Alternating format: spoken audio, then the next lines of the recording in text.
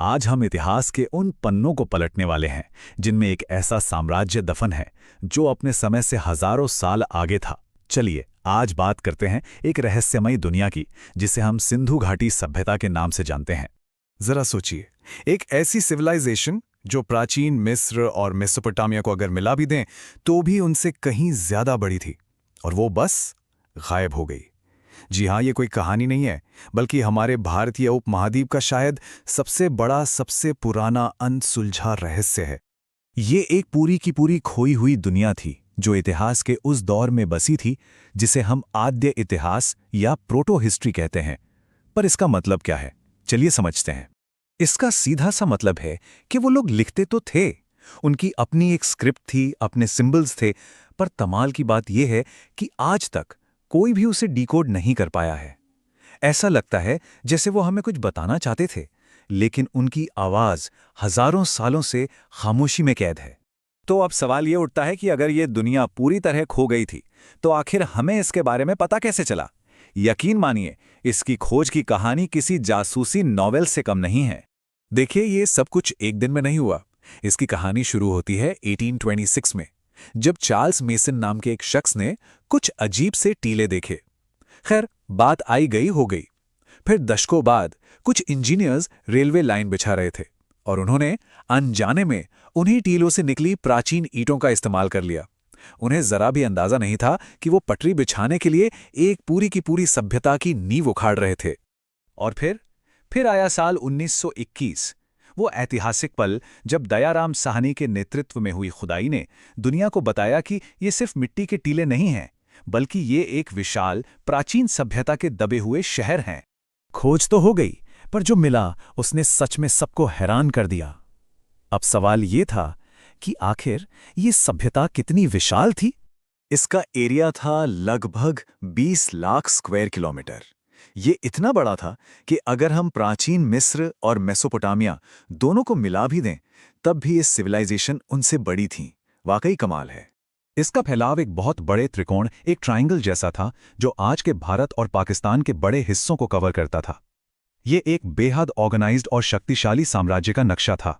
जरा सोचिए, उत्तर में कश्मीर से लेकर दक्षिण में महाराष्ट्र तक और पूर्व में उत्तर प्रदेश से लेकर पश्चिम में बलूचिस्तान के समुद्री तट तक, ये एक सब कॉन्टिनेंट जितना बड़ा साम्राज्य था। और बात सिर्फ जमीन की नहीं है, इनकी 1300 किलोमीटर लंबी कोस्ट लाइन यानी तटरेखा ये बताती है कि ये समंदर के भी बादशाह थे। दूर दूर के इलाकों से इनका ट्रेड यानी व्यापार चलता था। ये साम्राज्य आज के 3 देशों में फैला था, भारत, पाकिस्तान और अफगानिस्तान। हड़प्पा, मोहनजोदड़ो, धौलावीरा ये सिर्फ नाम नहीं हैं, बल्कि ये उस दौर के विशाल और एकदम वेल प्लान्ड महानगर थे। पर इतनी बड़ी सिविलाइजेशन का आखिर सही नाम क्या है? इसे हड़प्पा भी कहते हैं, सिंधु भी, सरस्वती भी, इतने सारे नाम क्यों? चलिए जानते हैं। दरअसल हर नाम के पीछे एक वजह है। इसे हड़प्पा सभ्यता कहा गया क्योंकि वो पहला शहर था जो खोजा गया।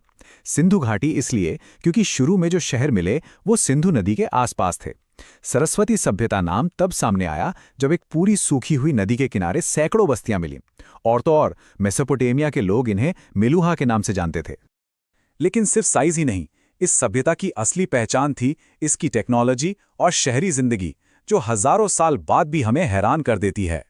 ये हमारे क्षेत्र की पहली अर्बन सिविलाइजेशन थी, मतलब पहला शहरीकरण। इनके शहर आज के मॉडर्न शहरों की तरह ग्रिड पैटर्न पर बने थे। घर पक्की ईंटों के थे, और सोचिए हर घर में अपना बाथरूम और ढकी हुई नालियों का सिस्टम था। ये सब आज से 4500 साल पहले की बात है। ये लोग कांस्य युग यानी ब्रॉन्ज एज के मास्टर थे। उन्होंने तांबे और टिन को मिलाकर कांसा बनाना सीख लिया था, जिससे वे मजबूत औजारों से लेकर खूबसूरत कलाकृतियां तक सब कुछ बनाते थे। और सबसे चौंकाने वाली बात, उन्होंने ये सब कुछ हासिल किया लोहे के ज्ञान के बिना। जी हां, वो उस धातु के बारे में जानते ही नहीं थे जिसने आगे चलकर पूरी दुनिया को बदल दिया। 1921 की उस पहली खोज के बाद से अब तक 1500 से भी ज्यादा शहर और बस्तियां मिल चुकी हैं। मतलब ये सिर्फ कुछ शहर नहीं थे, ये एक विशाल आपस में जुड़ा हुआ नेटवर्क था। एकदम सीधी सड़कें, एडवांस्ड ड्रेनेज सिस्टम और एक जैसे पकी हुई ईंटों से बने घर। नहीं, ये कोई आज का मॉडर्न शहर नहीं है। हम बात कर रहे हैं हजारों साल पहले की। कमाल है ना, है ना? उन लोगों ने ऐसे शहर बनाए जो सच में एक प्राचीन शहरी चमत्कार से कम नहीं थे। तो सवाल ये उठता है कि आखिर ये लोग थे कौन? ये जबरदस्त अर्बन प्लानर्स कहाँ से आए थे जिन्होंने अपने समय से कहीं आगे की ये सभ्यता खड़ी कर दी? ये एक बहुत बड़ी ऐतिहासिक पहेली है और आज हम इसी के सुरागों को जोड़ने की कोशिश करेंगे। अब किसी भी मिस्ट्री को सुलझाने के लिए एक स्टार्टिंग पॉइंट चाहिए होता है ना? तो हमारा स्टार्टिंग पॉइंट है टाइम। हमें यह पता लगाना होगा कि हम इतिहास में आखिर कब की बात कर रहे हैं। और अच्छी बात यह है कि साइंटिस्ट के पास एक तरह की टाइम मशीन है, एक ऐसा टूल जिससे वो हजारों साल पीछे झांक सकते हैं। इस टूल का नाम है रेडियो कार्बन डेटिंग। इसको ऐसे समझिए कि ये एक नेचुरल मॉलिक्यूलर घड़ी है जो किसी भी जीव के मरने के साथ ही टिक टिक करना शुरू कर देती है, और इसी घड़ी की मदद से हम हजारों साल बाद भी उसकी उम्र का पता लगा सकते हैं। तो सवाल है, ये काम कैसे करता है? वेल, ये बड़ा सिंपल है। देखिए, हर जिंदा चीज में कार्बन 14 नाम का एक रेडियो एक्टिव एलिमेंट होता है। जब कोई पेड़, जानवर या इंसान मर जाता है तो वो इसे लेना बंद कर देता है और बस यहीं से वो घड़ी चालू हो जाती है। उसके अंदर का कार्बन 14 एक फिक्स्ड प्रेडिक्टेबल रेट पर खत्म होना शुरू हो जाता है। और यहीं पर हाफ लाइफ का कॉन्सेप्ट आता है। कार्बन 14 की आधी मात्रा को खत्म होने में लगते हैं करीब करीब 5730 साल। तो सीधी सी बात है, किसी पुरानी चीज में कितना कार्बन 14 बचा है उसे नापकर आर्कियोलॉजिस्ट्स ये हिसाब लगा लेते हैं कि वो चीज कितनी पुरानी है। तो इस साइंटिफिक टाइम मशीन की मदद से इतिहासकारों ने पता लगाया कि सिंधु घाटी सभ्यता अपने पीक पर थी लगभग 2300 से 1750 ईसा पूर्व के बीच। अब जरा सोचिए, ये वही दौर था जब मिस्र में महान पिरामिड बन रहे थे और मेसोपोटामिया की सभ्यता भी फल फूल रही थी। मतलब हम इतिहास के एक बहुत ही दिलचस्प दौर की बात कर रहे हैं। ठीक है, तो अब हमारे पास टाइमलाइन तो है, तो चलिए अपने मेन सवाल पर वापस चलते हैं। आखिर ये लोग थे कौन? अब यहाँ एक शुरुआती थ्योरी बड़ी दिलचस्प है। वो कहती है कि ये कमाल की सभ्यता लोकल थी ही नहीं, बल्कि ये कहीं बाहर से आई थी। एक तरह से कहें तो किसी दूसरी प्राचीन शक्ति का एक ऑफशूट। इस थ्योरी को डिफ्यूजनिस्ट थ्योरी या विसरणवादी सिद्धांत कहते हैं। इसका सीधा सा मतलब ये है कि सिंधु घाटी सभ्यता की जड़ें भारत में नहीं बल्कि कहीं और थीं, और ये कहीं और था मेसोपोटामिया। थ्योरी के मुताबिक ये आइडिया या शायद लोग मेसोपोटामिया से यहाँ आए थे। और ऐसा नहीं है कि ये कोई हवाई बात थी। गॉर्डन चाइल्ड और जॉन मार्शल जैसे कई बड़े बड़े इतिहासकारों ने इस आइडिया को सपोर्ट किया। उनका मानना था कि मेसोपोटामिया के लोग करीब 2400 ईसा पूर्व में इस इलाके में आए और उन्होंने ही यहाँ ये सब कुछ बसाया। लेकिन क्या सबूत भी यही कहानी कहते हैं? ये जानने का सबसे अच्छा तरीका है कि दोनों सभ्यताओं को आमने सामने रख के देखा जाए, एक तरह का फेस ऑफ। देखते हैं क्या समानताएं हैं और क्या फर्क है। और सच कहें तो पहली नजर में तो केस काफी मजबूत लगता है। देखिए, दोनों ही सिविलाइजेशंस पकी हुई ईंटें इस्तेमाल करती थीं, दोनों के पास अपनी एक लिखने की स्क्रिप्ट थी, दोनों ही खेती और व्यापार पर टिके थे। तो लगता तो है कि कोई ना कोई कनेक्शन जरूर रहा होगा, है ना? लेकिन जैसे ही हम थोड़ा गहराई में जाते हैं, ये पूरी कहानी बिखरने लगती है। सबसे पहले तो साइज की बात करते हैं। सिंधु घाटी सभ्यता मेसोपोटामिया और मिस्र दोनों को मिला दें तो भी उनसे 12 गुना बड़ी थी। फिर उनके शहर एकदम परफेक्ट ग्रिड सिस्टम पर बने थे, जबकि मेसोपोटामिया के शहर काफी बेतरतीब थे। और ईंटें, सिंधु घाटी की ईंटें स्टैंडर्ड साइज की और पकी हुई थी, जो कि कहीं बेहतर टेक्नोलॉजी थी। ये तस्वीरें देखिए, इनसे सब कुछ साफ हो जाता है। एक तरफ इतना बड़ा इलाका और दूसरी तरफ शहरों की एक कमाल की प्लानिंग। ये देखकर तो कहीं से नहीं लगता कि ये किसी की कॉलोनी या ऑफशूट थी। ये तो अपने आप में एक सुपर पावर लगती है। और अब आता है सबसे बड़ा सबूत, ट्रेड। जब व्यापार की बात आती है तो बैलेंस ऑफ पेमेंट भारत के पक्ष में था। आसान भाषा में कहें तो सिंधु घाटी के लोग जितना सामान खरीदते थे उससे कहीं ज्यादा बेचते थे। एक्सपोर्ट ज्यादा, इंपोर्ट कम। अब बताइए, कोई कॉलोनी ऐसा करती है क्या? बिल्कुल नहीं। ये एक इकोनॉमिक सुपर पावर की निशानी है, किसी के अधीन रहने वाली बस्ती की नहीं। कभी सोचा है हजारों साल पहले के शहर आखिर कैसे होते होंगे? आज हम एक ऐसे ही सफर पर चलने वाले हैं, समय में पीछे, दुनिया की सबसे पुरानी और सबसे रहस्यमयी शहरी सभ्यताओं में से एक, सिंधु घाटी की दुनिया में। जी हां, बिल्कुल। हम एक ऐसी सिविलाइजेशन की बात कर रहे हैं जिसकी इंजीनियरिंग और टाउन प्लानिंग कमाल की थी, मतलब अपने वक्त से सदियों आगे। तो कैसा होने वाला है ये सफर? हम देखेंगे इनकी शानदार शहरी बनावट, फिर गलियों से गुजरते हुए पहुंचेंगे हड़प्पा के घरों में, जानेंगे कि वहां लोग कैसे रहते थे, और आखिर में हम उस एक पहेली से रूबरू होंगे जिसने आज भी बड़े बड़े इतिहासकारों को उलझा रखा है। तो चलिए शुरुआत करते हैं उस चीज से जो इस सिविलाइजेशन को सबसे अलग बनाती है, और वो है इनकी कमाल की, एकदम सधे हुए तरीके से की गई सिटी प्लानिंग। देखिए, हड़प्पा के शहरों को ना बहुत सोच समझकर बसाया गया था। शहर को मोटे तौर पर दो हिस्सों में बांटा गया था। एक था ऊंचाई पर बना पश्चिमी हिस्सा, जिसे हम दुर्ग या किला कहते हैं। ये समझ लीजिए कि पावर सेंटर था, जहां सारे एडमिनिस्ट्रेटिव और धार्मिक काम होते थे। और दूसरा था निचला पूर्वी हिस्सा, जिसे निचला शहर कहते थे, जहां आम लोग यानी ज्यादातर आबादी रहती थी। और ये बंटवारा सिर्फ जमीन का नहीं था, ये समाज का भी बंटवारा था। सोचिए, जो पश्चिमी किला था वो ऊंचाई पर था, उसकी जबरदस्त किलेबंदी थी। वहां रहते थे रूलिंग क्लास के लोग, मतलब राजा, पुजारी। और दूसरी तरफ नीचे का जो बड़ा सा शहर था, वो आम लोगों से, मजदूरों से, किसानों से आबाद था। तो इससे साफ पता चलता है कि उस समाज में एक तय हायरार्की थी, एक ऊंच नीच का सिस्टम था। हाँ, लेकिन मजे की बात यह है कि हर शहर एक ही जैसे नक्शे पे नहीं बना था, और यही चीज इस सिविलाइजेशन को और भी दिलचस्प बना देती है। जैसे चन्हूदड़ों में कोई किला था ही नहीं, लोथल और सुरकुटड़ा में तो किला और निचला शहर दोनों एक ही दीवार के अंदर थे, और धोलावीरा, वो तो इन सबसे अलग 3 हिस्सों में बटा हुआ था। कितना यूनिक है ना? तो शहर का मोटा मोटा लेआउट तो समझ आ गया। अब जरा और गहराई में चलते हैं और देखते हैं इनकी इंजीनियरिंग का कमाल, खासकर इनकी सड़कें और ड्रेनेज सिस्टम। अच्छा, इनकी टाउन प्लानिंग में जो चीज सबसे ज्यादा हैरान करती है वो है सड़कों का नेटवर्क। पूरा का पूरा शहर एक साइंटिफिक ग्रिड सिस्टम पर बसा था। मतलब सड़कें एक दूसरे को एकदम परफेक्ट 90 डिग्री के एंगल पर काटती थीं। लगता है ना जैसे आज की किसी मॉडर्न शहर का नक्शा देख रहे हो। सोचिए, उस जमाने में ये कितनी एडवांस्ड सोच थी। और ये कोई तंग गलियां नहीं थी, बिल्कुल नहीं। मोहनजोदाड़ो की जो मेन रोड थी ना, जिसे राजमार्ग कहते थे, वो पता है कितनी चौड़ी थी? पूरे 10 मीटर। जरा अंदाजा लगाइए, आज की 2 लेन सड़क जितनी चौड़ी। उस जमाने की बैलगाड़ियों और पैदल चलने वालों के लिए तो ये किसी हाईवे से कम नहीं रही होगी। और एक और बड़ी दिलचस्प बात, घरों के दरवाजे आमतौर पर मुख्य सड़क पर नहीं बल्कि छोटी साइड की गलियों में खुलते थे। ऐसा क्यों? शायद मेन रोड के शोर और धूल मिट्टी से बचने के लिए। देखिए कितना छोटा सा फैसला है, पर यह दिखाता है कि वो लोग अपनी लाइफ की क्वालिटी को लेकर कितने सजग थे। हाँ, लेकिन इसका भी एक अपवाद था, लोथल। वहां घरों के दरवाजे सीधे मेन सड़क पर खुलते थे। अब सवाल ये है कि लोथल में ऐसा क्यों? शायद इसलिए क्योंकि लोथल एक बहुत बड़ा बंदरगाह था, एक ट्रेडिंग हब था। तो मुख्य सड़क पर सीधी पहुंच होने से सामान को लाना ले जाना ज्यादा आसान होता होगा। देखा, फिर से वही बात, डिजाइन हमेशा जरूरत के हिसाब से बदलता था। कि इंजीनियरिंग का असली जादू तो इनके ड्रेनेज सिस्टम में दिखता है। ये कोई मामूली सिस्टम नहीं था, बल्कि एक बहुत ही कॉम्प्लेक्स मल्टी लेवल नेटवर्क था। देखिए, होता क्या था, हर घर से एक नाली निकलती थी। वो जाकर जुड़ती थी गली की ढकी हुई नाली से। फिर गली की नालियां जाकर मिलती थीं एक बड़े से मेन नाले में। और कमाल की बात तो यह है कि इनकी सफाई के लिए बाकायदा मैनहोल भी बने हुए थे।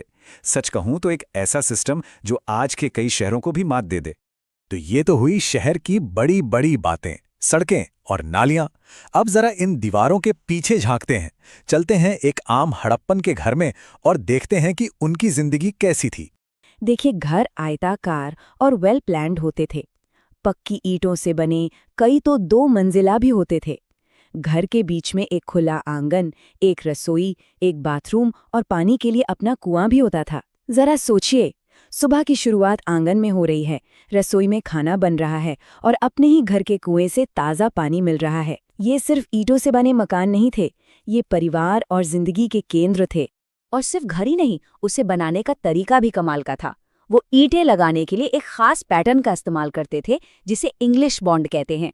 इसमें एक ईंट सीधी और एक आड़ी रखी जाती थी। इससे होता ये था कि दीवारें बेहद मजबूत बनती थीं और पानी के रिसाव का खतरा भी कम हो जाता था। ये छोटी छोटी बातें उनकी बेहतरीन कारीगरी का सबूत हैं। एक और बात, कुछ घर ऊंचे चबूतरों पर बनाए गए थे। ऐसा क्यों? बहुत मुमकिन है कि ये उन्हें बाढ़ से बचाने के लिए किया गया। चलिए बिल्डिंग से हटकर लोगों की बात करते हैं। समझते हैं कि उनका समाज कैसा था, उनका सोशल स्ट्रक्चर कैसा था। हड़प्पा का समाज ना काफी कॉम्प्लेक्स था और उसमें अलग अलग लेवल्स थे। मतलब समाज साफ तौर पर कई क्लास में बटा हुआ था।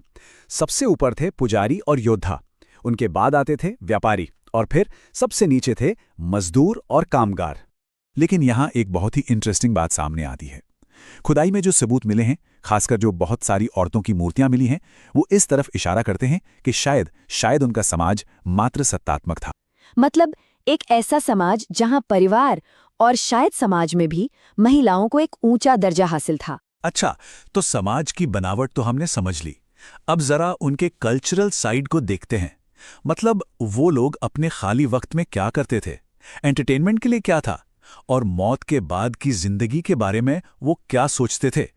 तो एक आम हड़प्पन का दिन कैसे गुजरता होगा? हो सकता है वो दोस्तों के साथ पासे फेंककर जुआ खेलते हों, या फिर जानवरों की रोमांचक लड़ाइयां देखते हों। शामें शायद नाच गाने से गुलजार होती होंगी। और हाँ, वो लोग शतरंज जैसा ही एक खेल खेलते थे। माना जाता है कि ये चेस का ही एक शुरुआती रूप था, जो सदियों बाद पूरी दुनिया में फेमस हुआ। अब बात करते हैं मौत की। इस बारे में भी उनके विश्वास काफी अलग अलग थे, और इसका सबूत मिलता है उनके अंतिम संस्कार के तरीकों से।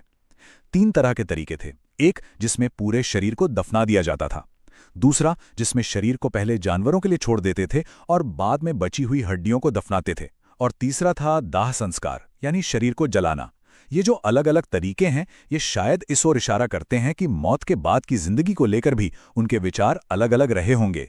और इस सभ्यता की सबसे बड़ी पहेली वो है इसकी लिखावट, इसकी लिपि, जो आज भी इतने सालों बाद भी एक अनसुलझा रहस्य है।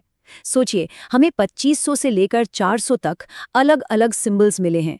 कहीं मछली का निशान, कहीं बैल, और न जाने क्या क्या। पर इन प्रतीकों का मतलब क्या है? ये हमें क्या बताना चाहते हैं? ये सवाल आज भी वैसा का वैसा ही है। बात सिर्फ सिंबल्स की नहीं है, उनके लिखने का तरीका भी बड़ा ही अनोखा था। इसे कहते हैं बूस्ट्रोफेडन। मतलब वो एक लाइन लिखते थे दाएं से बाएं, और फिर अगली ही लाइन बाएं से दाएं। बिल्कुल वैसे ही जैसे कोई किसान खेत में हल चलाता है, एक तरफ जाता है फिर पलटकर दूसरी तरफ। ये तरीका ही बताता है कि उनकी सोच कितनी जटिल और ऑर्गेनाइज्ड रही होगी।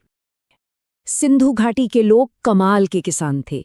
वो सिर्फ गेहूं और जौ ही नहीं उगाते थे, बल्कि चावल, कपास, यहाँ तक कि तरबूज जैसी फसलें भी उगा लेते थे।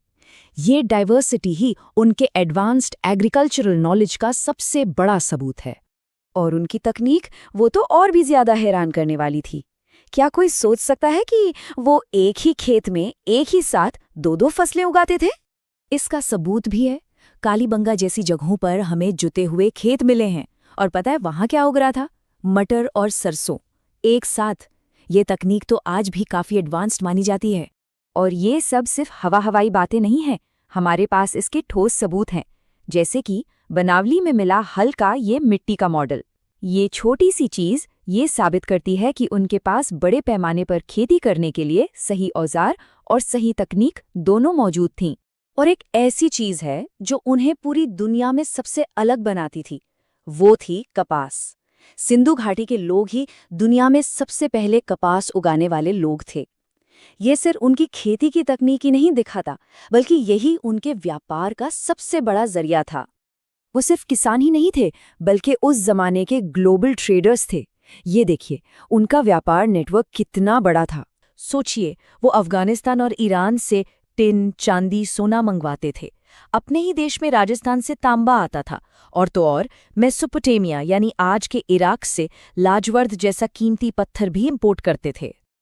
और बदले में देने के लिए भी उनके पास बहुत कुछ था। दुनिया को कॉटन और सूती कपड़े देने वाले शुरुआती लोगों में वो शामिल थे। इसके अलावा हाथी दांत की बनी चीजें, खूबसूरत मनके और ऊन जैसी चीजें वो दुनिया भर में भेजते थे। तो उनका ट्रेड नेटवर्क, मतलब व्यापार का जो जाल था, वो 2 लेवल्स पर काम करता था। एक था इंटरनेशनल ट्रेड, जो मेसोपोटामिया और ईरान तक फैला हुआ था, और दूसरा था एक मजबूत डोमेस्टिक ट्रेड, जो राजस्थान, गुजरात और दक्षिण भारत जैसे इलाकों को आपस में जोड़ता था। क्या कहते हैं? सबूत इशारा करते हैं एक वेल ऑर्गेनाइज्ड शहरी सभ्यता की तरफ, जहां खेती के तरीके एडवांस थे, जहां ट्रेड रूट्स के जरिए एक मजबूत इकोनॉमी चल रही थी, और जहां सामाजिक और धार्मिक रस्में भी काफी कॉम्प्लेक्स थीं। और एक मजेदार बात, हमें कोई सिक्के नहीं मिले हैं, जिसका मतलब है कि वो शायद बार्टर सिस्टम यानी चीजों के बदले चीजें लेकर व्यापार करते थे। देखते हैं कि जानवरों के साथ उनका रिश्ता कैसा था, मतलब खेतीबाड़ी, व्यापार और एक साथी के तौर पर। तो ये लिस्ट हमें एक साफ तस्वीर दिखाती है। एक तरफ वो जानवर हैं जिन्हें वो पालते थे या जानते थे, जैसे कुबड़ वाला सांड, भैंस, सुअर, हाथी, बिल्ली, भेड़, ऊंट। दूसरी तरफ वो जानवर हैं जिन्हें वो शायद जानते ही नहीं थे, जैसे शेर। शेर का कोई सबूत नहीं मिला है। और घोड़ा, घोड़े की कहानी थोड़ी पेचीदा है। ये जो घोड़ा है ना, ये सिंधु घाटी सभ्यता के सबसे बड़े सवालों में से एक रहा है। बहुत लंबे समय तक तो यही माना जाता था कि वो लोग घोड़े के बारे में जानते ही नहीं थे, लेकिन फिर कहानी में एक ट्विस्ट आया। क्या ट्विस्ट? सुरकोटड़ा नाम की जगह पर घोड़े का एक पूरा का पूरा कंकाल मिल गया, और लोथल में घोड़े के जबड़े की हड्डी। बस इन 2 सुरागों ने पूरी सोच बदल दी। अब थ्योरी ये है कि घोड़े शायद शुरू से तो नहीं थे, पर बाद में लगभग 2000 ईसा पूर्व के आसपास ट्रेड के लिए लाए गए होंगे। और ये दिखाता है कि कैसे नई खोजों से हमारा इतिहास का नजरिया भी बदल जाता है। और एक और बड़ी दिलचस्प और थोड़ी इमोशनल बात भी पता चली है। कुछ जगहों पर इंसानों के साथ कुत्तों को भी दफनाया गया है। इससे पता चलता है कि उनका अपने जानवरों के साथ रिश्ता सिर्फ काम का नहीं, बल्कि गहरा पर्सनल कनेक्शन भी। घाटी के लोगों ने ऐसी हजारों मोहरें बनाई थी, और यकीन मानिए, हर मोहर अपने आप में कहानी कहती है। 2500, सोचिए, अब तक इतनी मोहरें मिल चुकी हैं। अब ये कोई छोटी मोटी संख्या तो है नहीं। इससे एक बात तो साफ हो जाती है कि ये मोहरें उनके लिए सिर्फ कोई सजावट का सामान नहीं थी। नहीं, ये शायद उनके व्यापार की गारंटी थी, या हो सकता है उनका पहचान पत्र, या फिर किसी अधिकार का सिंबल। अच्छा, तो इन मोहरों का प्रोफाइल कैसा है, मतलब इनकी खासियत क्या है? देखिए, सबसे ज्यादा मोहरें मिली हैं मोहनजोदाड़ो से, करीब 1200। लेकिन सबसे ज्यादा लिखावट वाली मोहरें मिली हैं हड़प्पा से। इंटरेस्टिंग है ना? ज्यादातर ये चौकोर होती थी, पर हाँ, कुछ कुछ गोल या रेक्टेंगल शेप में भी थीं। और हर मोहर पर 2 चीजें होती थीं, कुछ लिखा हुआ और साथ में एक तस्वीर। इन हजारों मोहरों में सबसे आम तस्वीर किसकी है पता है? एक सींग वाले जीव की। कुछ लोग इसे एक सींग वाला बैल कहते हैं, कुछ को ये यूनिकॉर्न जैसा लगता है। एक बात तो पक्की है, ये जानवर उनके लिए बहुत ज्यादा खास रहा होगा। अब ये मोहरें हमें एक बहुत बड़ा सुराग देती हैं कि कौन से जानवर उनकी दुनिया में इम्पोर्टेंट थे और कौन से नहीं। जैसे एक सींग वाला बैल, कुबड़ वाला सांड, हाथी, बाघ, ये सब तो मिलते हैं, लेकिन हैरान करने वाली बात यह है कि क्या नहीं मिलता। गाय का कोई निशान नहीं है, ऊंट नहीं है, घोड़ा नहीं है, भालू भी नहीं। तो जो है और जो नहीं है, दोनों ही हमें उनकी कहानी बता रहे हैं। अच्छा, जानवरों से आगे बढ़ते हैं और अब उनकी पूजा पाठ, उनकी आध्यात्मिक दुनिया को समझने की कोशिश करते हैं। और यहाँ एक बहुत ही दिलचस्प, मतलब एक कॉन्ट्रडिक्शन सा देखने को मिलता है। एक बात सोचिए, उनकी मान्यताएं बहुत गहरी थीं, पूजा पाठ की चीजें भी मिली हैं, पर आज तक उनकी बसाई जगहों से एक भी मंदिर नहीं मिला है, एक भी नहीं। ये बहुत ही अनयूजुअल बात है किसी भी पुरानी सभ्यता के लिए। तो फिर सवाल ये उठता है कि वो पूजा करते कहाँ थे? क्या उनकी पूजा बहुत पर्सनल होती थी, या फिर वो मंदिरों की दीवारों से बाहर प्रकृति के बीच में होती थी? तो फिर पूजा होती किसकी थी? जो सुराग मिले हैं उनके हिसाब से वो पशुपति की पूजा करते थे, जिन्हें शिव का ही एक पुराना रूप माना जाता है। इसके अलावा मातृ देवी की पूजा होती थी, फर्टिलिटी की देवी। कुबड़ वाला सांड भी पवित्र था। पीपल का पेड़, आग, यहाँ तक कि लिंग और योनि के प्रतीक भी मिले हैं। और उनकी धार्मिक मान्यताओं का जो सबसे बड़ा सबूत माना जाता है, वो है मोहनजोदड़ो से मिली ये एक खास मोहर। इसे पशुपति सील कहते हैं। चलिए इस मोहर को जरा गौर से देखते हैं। बीच में देखिए एक आकृति बैठी है योगी जैसी मुद्रा में। उसके सिर पर 3 सींग हैं। अब इनके बाएं तरफ है एक गैंडा और एक भैंसा, और दाईं तरफ एक हाथी और एक बाघ। और इतना ही नहीं, नीचे पैरों के पास 2 हिरण भी बैठे हैं। ये अपने आप में जानवरों के देवता का एक बहुत ही पावरफुल डिपिक्शन है। अच्छा, देवताओं की पूजा तो थी ही, पर ऐसा लगता है कि वो बुरी शक्तियों से बचाव में भी यकीन रखते थे, क्योंकि खुदाई में बहुत सारे ताबीज मिले हैं। तो शायद वो इन्हें अपनी सुरक्षा के लिए पहनते होंगे। तो इस पूरी पड़ताल से हमें क्या क्या पता चला? 1, कि वो माहिर कारीगर और व्यापारी थे। 2 कि उनकी एक स्पिरिचुअल दुनिया थी जो प्रकृति और देवताओं के इर्द गिर्द घूमती थी। 3 उनका जानवरों के साथ एक गहरा रिश्ता था। और सबसे बड़ी बात कि वो एक बहुत ही एडवांस्ड सिविलाइजेशन थी जो सदियों तक फली फूली।